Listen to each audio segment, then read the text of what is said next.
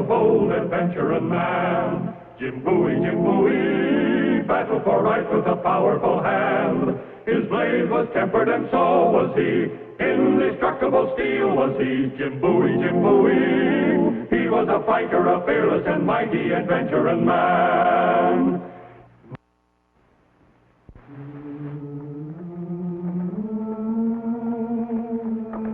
This is Jim Bowie speaking, and this is a dark alley in the city of New Orleans in 1830.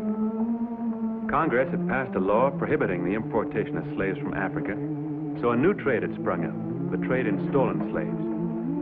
It was here in the dark alleys of New Orleans that this trade flourished under the leadership of ex-pirate Jean Lafitte and his band of cutthroats. Human life wasn't cheap. A prime field hand would bring as much as $1,000. Papers were forged, and the poor devil who dared raise his voice against his captors was brutally whipped into submission. Praise the Lord. Mr. Bowie. Jim Bowie. Don't move, mister, or I'll split your head open before you can cock that rifle. Cut him down. You both heard me. Cut him down. Take that knife and cut him down. What concern is it of yours what I do with this slave?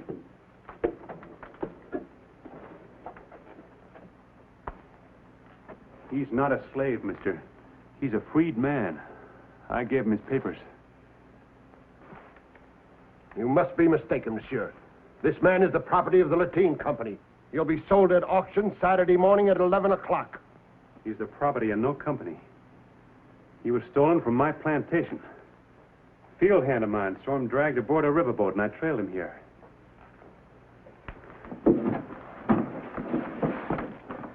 Don't bother about me, Mr. Jim. He's a bad man. Who's in charge around here? Who owns the Lateen Company?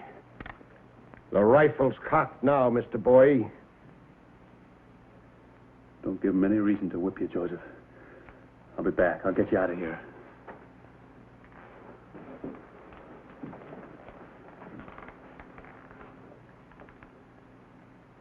There are 5 welts on his back right now. For everyone over 5, when I return for him, I'll cut a groove in your back with this.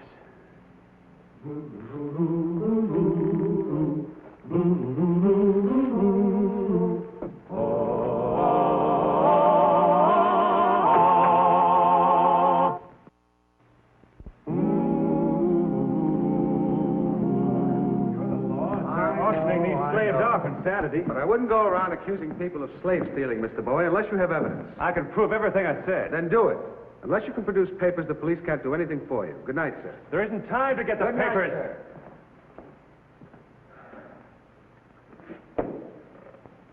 Mr. Bowie, allow me to introduce myself.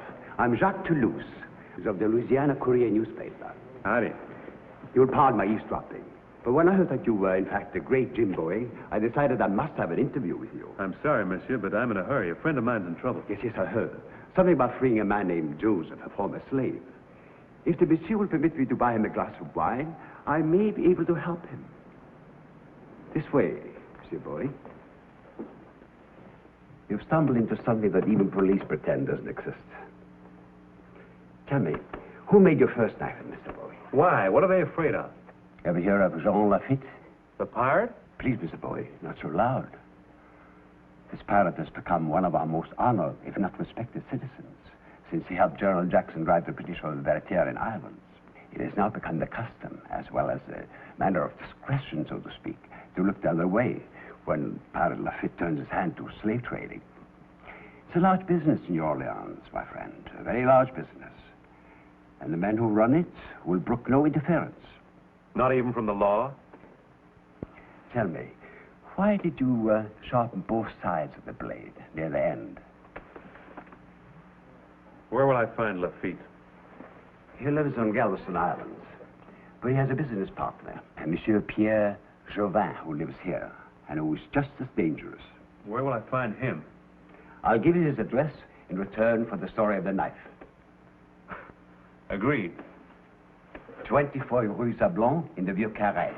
24 Rue Sablon. Much obliged, Mr. Toulouse, for the wine. What about the story of the knife? Meet me later at the Twin Oaks Inn. But, monsieur, suppose you don't come out alive. Well, then, Mr. Toulouse, you'll just have to write my obituary. It'll make a much shorter story.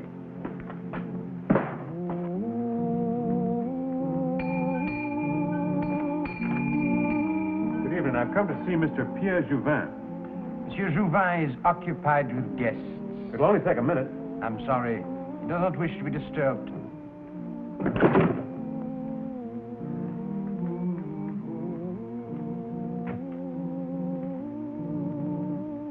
Madeleine, my dear, there is something I wish to tell you privately. Excuse me.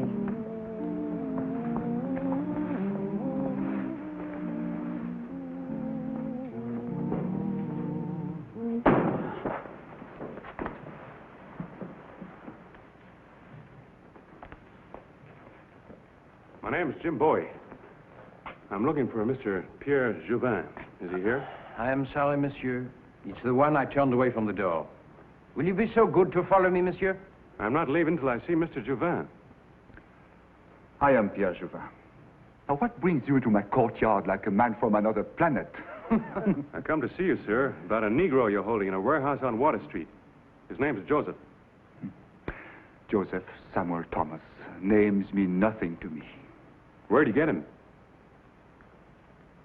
Through customary channels, I suppose. If we have him, our papers should show where we got him. Forged papers, Mr. Jouvin. Joseph is a freed man. I ought to know. He belonged to me, and I freed him. And are you prepared to prove this, monsieur? Yes, sir, I am. The papers are in the courthouse at Opelousas. Then get them, my friend, before you break into a man's house and make rash charges. There isn't time to get him. Your men are auctioning him off Saturday. You'll have to take my word for it. The word of an American. What's wrong with the word of an American? Maybe you've all forgotten that Louisiana is America now. A regrettable occurrence, monsieur. One we French choose to forget. Now, will you go, please? My guests are not amused by this unpleasant interruption. I didn't come here to amuse anybody. I came here to ask you to release this man. Jacques, show him out, please. Is that your final answer? It is. Then this is mine.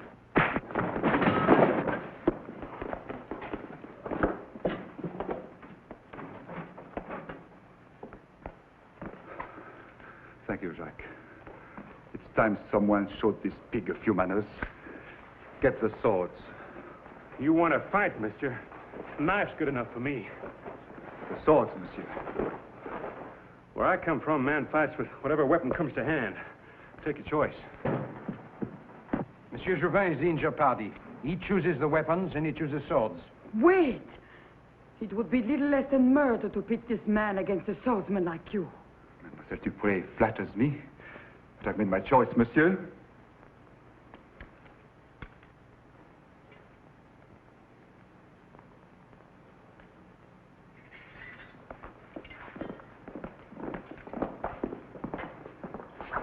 Come, monsieur, your sword beat.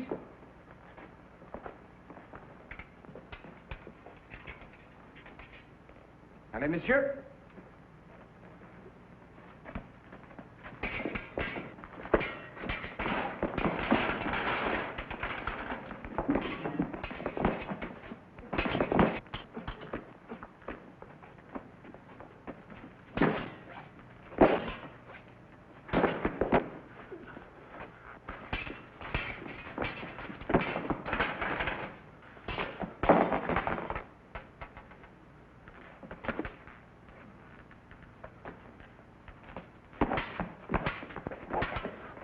He's no swordsman. Gravien is making a fool of him.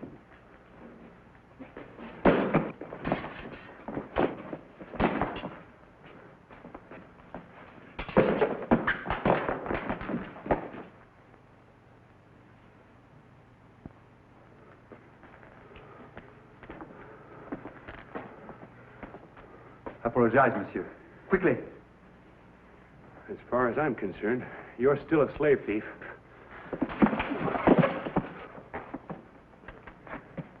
All right, Jouvin. You won this fight, fair and square. But don't press your luck. Be careful, monsieur. This American has a reputation with a knife. Get out. This way, monsieur. Through the back door.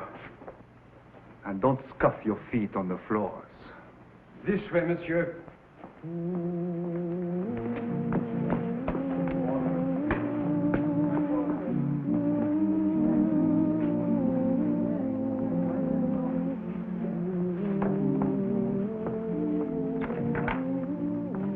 Monsieur Bowie. You forgot these. Yeah, thank you. I am Madeleine Dupré. You are a courageous man, Monsieur Bowie, but you made one mistake tonight. You insulted Pierre Jouvin and gave him the choice of weapons. Next time, I suggest that you let Monsieur Jouvin insult you. He will be at the Club des Exiles tomorrow night. Perhaps if you disguised yourself as a gentleman, they might let you in.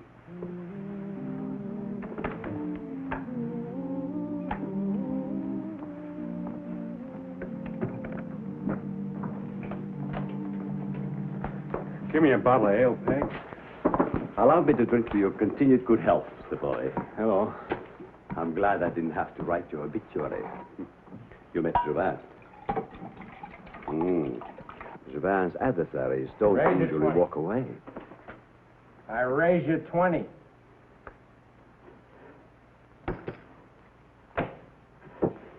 I go. Peg, is this man staying here?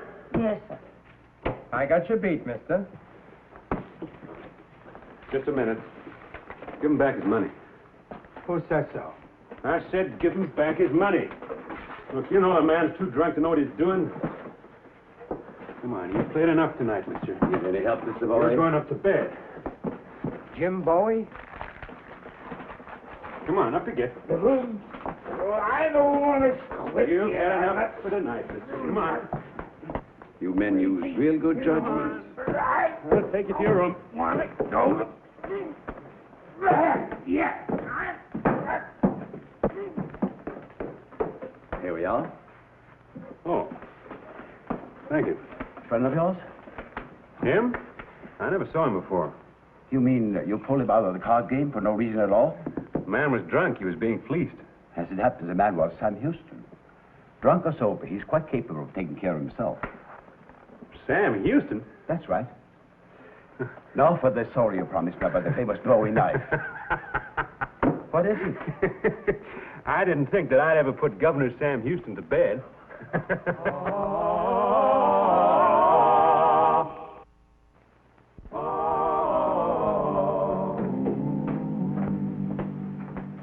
Evening, Peg. Your carriage is waiting for you, Mr. Bowie. Thanks. Bowie. Did I hear somebody say Bowie? So you're Jim Bowie. What right you got pulling me out of a card game when I'm holding a club flush? You were holding a whiskey flush, sir, and you were being cheated. You're right, friend, you're right. And Sam Houston thanks you. Glad to be of service, Governor. Oh, no, not governor, just Sam Houston. Businessman, trader, adventurer like yourself. Peg, a bottle of Monongahela. So you're Jim Bowie. Come on, sit down. You know, you've made quite a reputation for yourself. I've been wanting to catch up with you for a long time. Sam Houston like no more about you. Did you ever hear of a place called Texas? Of course. My brother Reason and I have been thinking of going out there and buying up some land. Well, here's to Texas. You ought to see it, friend. Why, its virgin soil lies untouched by the plow. And its vast prairies teem with buffalo. And riches. Riches beyond a man's wildest dreams. When can you leave, Bowie? Whoa, not so fast, Mr. Houston. I was just thinking of going there. I'm not leaving right now. Why not? Well, I have my plantation in Opelousas to look after, and Why in Texas you'll have so much land it'll make that plantation of yours look like a sharecropper's half acre? Now, enough of this talk. When can you leave? I'm sorry, Mr. Houston. I can't even talk about it right now. A friend of mine's in trouble. Trouble? A Negro named Joseph. He was picked up by Lafitte's slave stealers. And he'll be sold at auction unless I can free him in time. Ah, bother with this fellow. You and me still got a lot of talking and drinking to do. You'll have to excuse me, sir. I gave this man his freedom. He saved my life once. I can't turn my back on him now. You know something, Bowie? The more you talk, the more Sam Houston wants you to go to Texas with him. Now then, you got any plan of action to free this friend of yours, Joseph? I've located the man who holds him. May take a little persuading. Well, my knife hand might not be as skilled as yours, but it's yours for what it's worth. Let's go, Mr. Houston.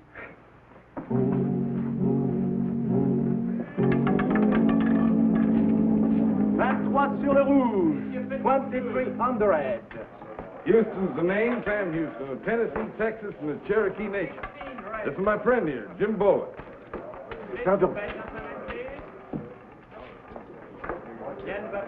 I'm Henri, the manager. Permit me to welcome you to the Club des Exilés. You honor us with your presence, gentlemen. Make yourselves at home.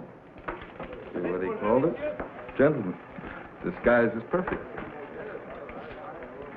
There's my man. The roulette table. I'll sit here. Chair's always a handy weapon.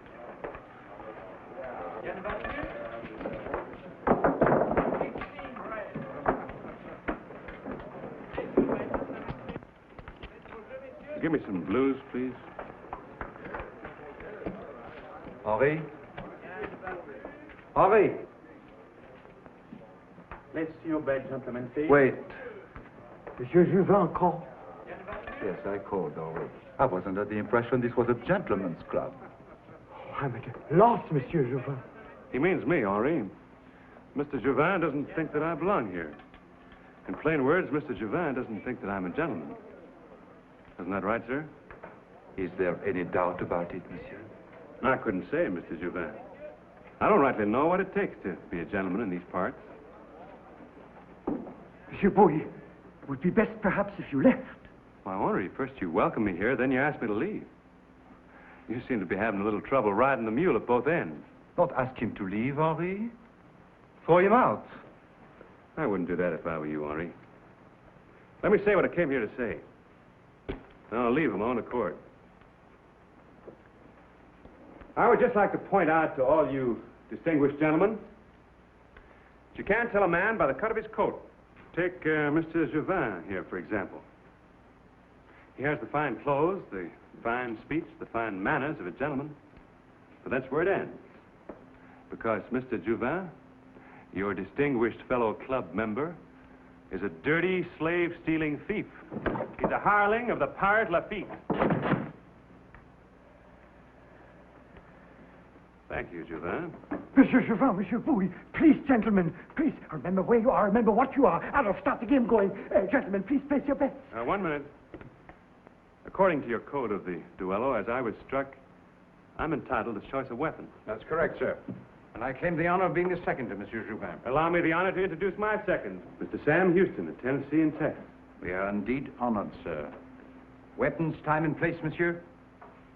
Bowie knives. Here and now. It's your choice, monsieur.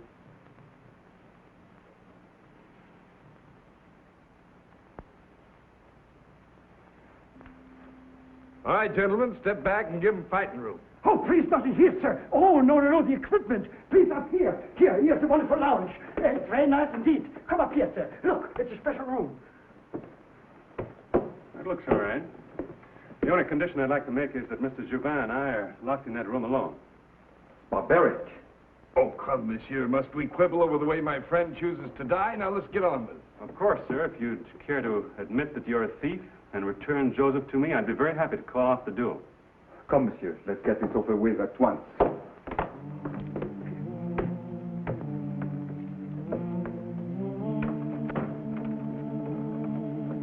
You gentlemen came here to gamble. Anybody like to make a little bet? $500 on Gravien. The gentleman has a bet. Tables and chairs. Shouldn't that be removed? Oh, a few hazards will make the fight more exciting. Particularly when the room's dark. Dark. That's right, Juvin. You taught me a few tricks with the rapier. Maybe I can teach you a few tricks with the knife.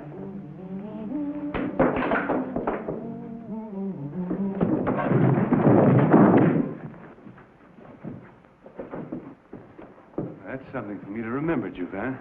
Never turn my back on you. No. Don't hold the knife like that. Hold it like this. That's right. That's good, Juvin. That's right. Try again. Come on.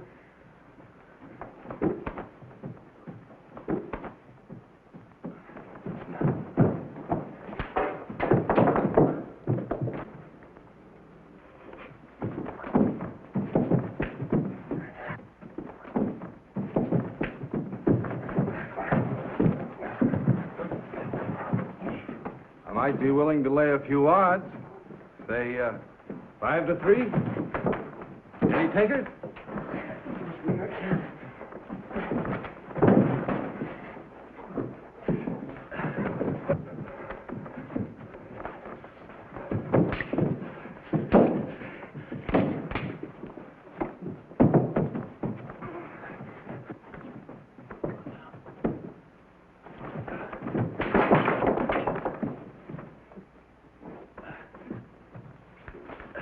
The odds are getting shorter, gentlemen.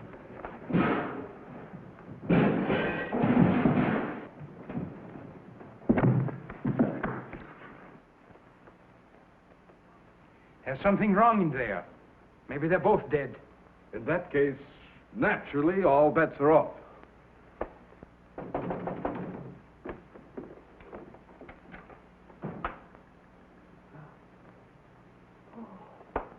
It's Pierre! It's one!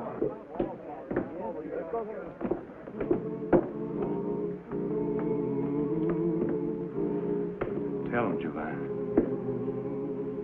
Go on, tell him. Everything he said is true. Louder. I deal in stolen slaves. Sit down over there. Go on, move. Henri, notify the police. Oui, monsieur. Sit down, Juvin. Write an order for Joseph's release. $500 from the gentleman. And while you're about it, write a release for every stolen slave in the Barracoon.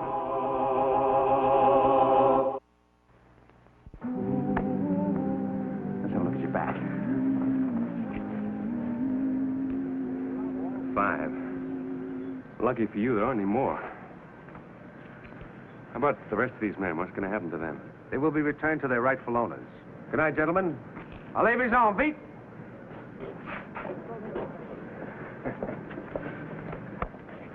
This will make a better story than the one about your famous knife, Mr. Boyd.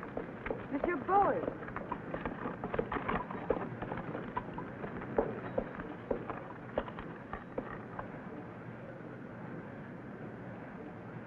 Hello.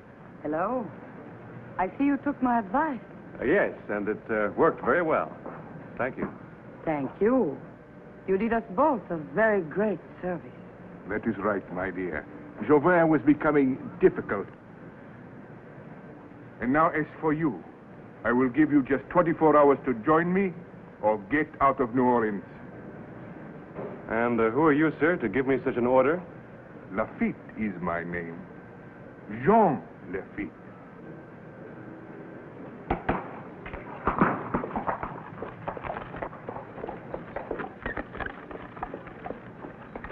Well, my friend, he didn't give you much choice, did he? Either you come to Texas with me, or you stay here and join him.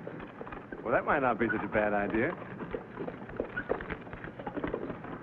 I think maybe you better come to Texas. You'll be safer with me. Much safer. And here's the star of our show, Scott Forbes. Hello, everyone. Hope you enjoyed tonight's show. And we'll be with us next week for another exciting adventure in the life of Jim Bowie.